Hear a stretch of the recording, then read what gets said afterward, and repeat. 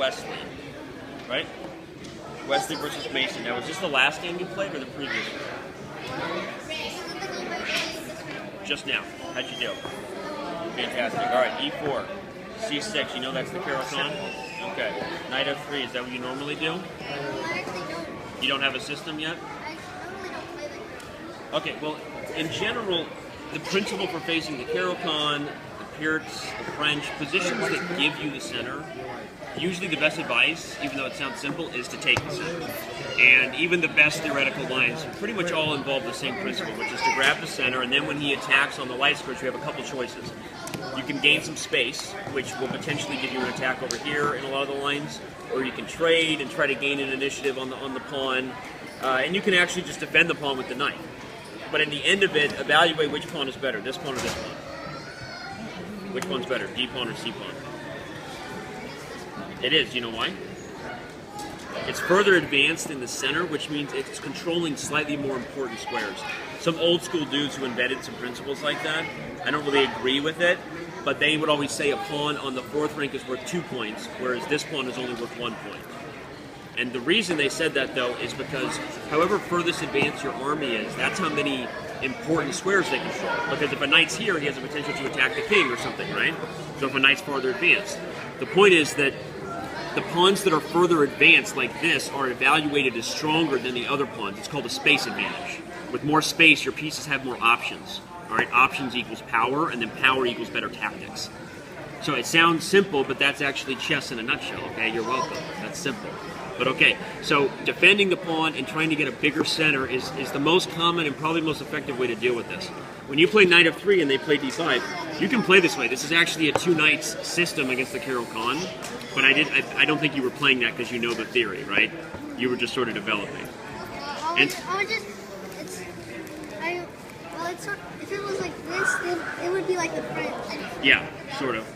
Yeah, Yep. So I was thinking you could be sort of in a French term. So. Yeah, this isn't bad. It's sort of similar. Everything I just said about the Carol-Con and gaining a space advantage and sort of how you evaluate those positions also applies to a lot of French positions as well. Okay? So this isn't bad. I'm just trying to give you some sort of general thing to think about. Now after e6, which is kind of a passive way for him to play, probably the best thing for you to do is to again try to play in the center. All right? You play bishop e2. One question I would ask you is where would you put the pony if I play d4? You can't go here, FYI, I'll trap you.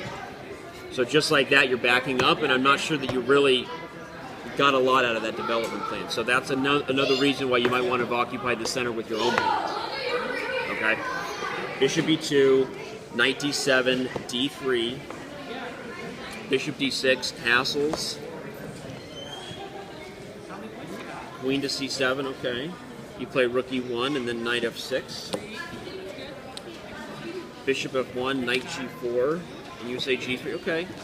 This is not bad at all. I mean, the way you're approaching it. Cool. So g3, he castles, and you play bishop g2. So you fianchettoed by hand. The old, so you went around. You know what a fianchetto is? Okay, so that's what you did, right? You didn't develop it there. You kind of went around. That's not bad. I mean, your king side's going to be very safe in this position. Bishop g2. D takes e4, D takes e4, D takes e5, okay, bishop to c4, c5. That's sort of a wasted. Yeah, but he's attacking the pawn. So, how are you defending it? You did, but what if I played this? You actually can get out just in time. You take the knight here. You want to use some tactics? Yeah, because I was. You do? The reason I did that was because I was trying to defend and attack at the same time. It's a fantastic move. I love defending and attacking at the same time. You're awesome. But it's risky as well. This isn't that bad of a move. Yes, it wastes time, but the position has changed. So because there's this open file, I mean, it makes some sense for him to come to attack the pawn, right? I might have played this anyway, and if you take here, I might take here, and when you move the knight, something like this to get an attack on the queen, and my pieces are sort of coming to life. That's a little bit far-fetched for you guys, I guess, to calculate those kind of moves, but one other move that may not be so far-fetched that he didn't see when you block with a knight is to use the X-ray. Whenever there are pieces lined up on the same diagonal or file, you should consider all possible tactics there. Look at black's position, see what he can play here. He actually has a move that takes advantage of your position being on this diagonal, as I said. You can take. Oh, yeah. And after king takes, e5, pin town, population nil. Okay? And your only way to defend is this, which is actually okay, but if I make a big trade, probably in the end we evaluate that black is happy just because I weakened your king side and your king is open. And so, what could you have done besides knight to d4 is the question? Maybe nothing, actually. But you might have also considered just defending with the rook, because if he takes and gives up a knight and bishop for a rook and a pawn, who gets the best out of that? White. You do. The minor pieces are typically better than the rook and the pawn in the middle game. So that may have been better. Even rook e2, if you don't want to go back, you keep the rook on the e file. You could kick his pony out next turn. Okay? So that might have been better. But he didn't see any of that. He defended with this knight, which is also kind of weird. Maybe you should have played this one. I don't know. But then you get bishop e3, that's good. Queen to d6, knight f3, you want to trade queens, huh? And he says, okay, I will oblige. He trades. Then he trades, so we got big trades going on. Knight c5, e5, knight g4, rook e to e1, knight to d7, h3. Okay, this is good. You're sort of pushing him back a little bit. I don't know that I'm a huge fan of this move. Are you headed for this square? I was actually heading for this. So then I'm not a huge fan of it.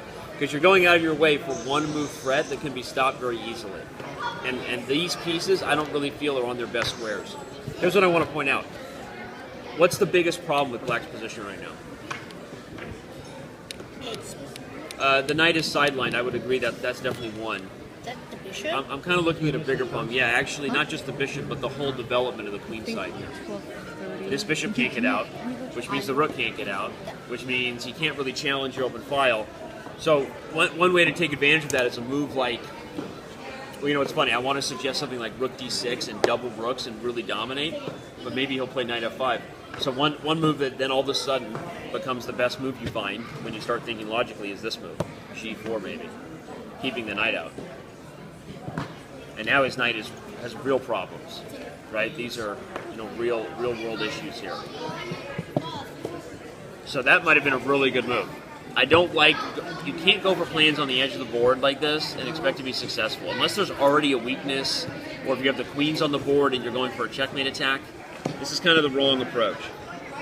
He plays knight b6 and then you can pop out, which is fantastic. It's a good move attack, but again, he plays this and now that's the problem, is now what? Alright, you played b3. That's a good move, it's restrictive. King g7, king g2. Okay. I still would be trying to double my rooks on the open file or something. I might even play another restrictive move besides this, like a4. Because then if he goes here, I play a5. You really have a big bind here. So I'm sort of being nitpicky to say what the better moves are. Your position is definitely better than his. His rooks are disconnected. He's underdeveloped. But part of the reason I'm doing that is just to help you for future games, right? We only review the past to prepare for the future. That's it. Otherwise, you're just beating yourself up. No point doing that. So you're reviewing the game to try to take some principles forward. And I would just say that when your opponent has a big weakness like this, that's, you know, lack of development, uncoordinated pieces, you really want to make sure it stays that way. You want to take advantage of that weakness. And so looking for ways to continue to make his life difficult to untangle. Otherwise, you know what he's going to do. After he can play here, and now the rooks are connected, you try to get here just in time, but then he defends, and you get him out, but now look, he's actually gotten out, and his rooks are connected. Maybe a little better for him than it was before. You know, he can move the knight, and he's trying to slowly unwind. So, that's all. We're trying to take advantage of what the biggest problem is. So you play king g2, and he starts to get the knight back into play, but I don't like what you're doing here. You're kind of messing around. h6, knight e4, f5, oh, but you can en passant, and you did that. Never miss a chance to en passant. Kidding. But usually people do it. You know why? It's human nature. You don't get a chance to do it that often, so every time you get a chance, you want to en passant. Only if you get mated next move. Yeah, don't en passant if you get mated next move, right? Pro tip. Pro tip. Don't ump on if you get mated. This was Knight his biggest- c5. What? His biggest blunder was here. Yeah, he missed the defensive, right? And then smash bill. Smash bill, it's over now. Boomtown. Knight takes, rookie free, and now it's just cleanup, right? In Mother Russia, they called this a matter of technique. Okay? That's right. Knight takes f8, knight takes f8, rookie 3, knight e6,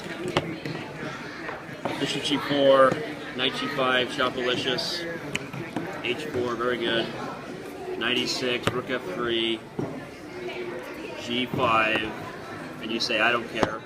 Funny about you don't care, right? You're going to go take it all. Rook takes f6, and it's over. I don't even know if we need to finish, right? Fantastic. Smiley face from me this move. We all learned something, and we got closer at the same time.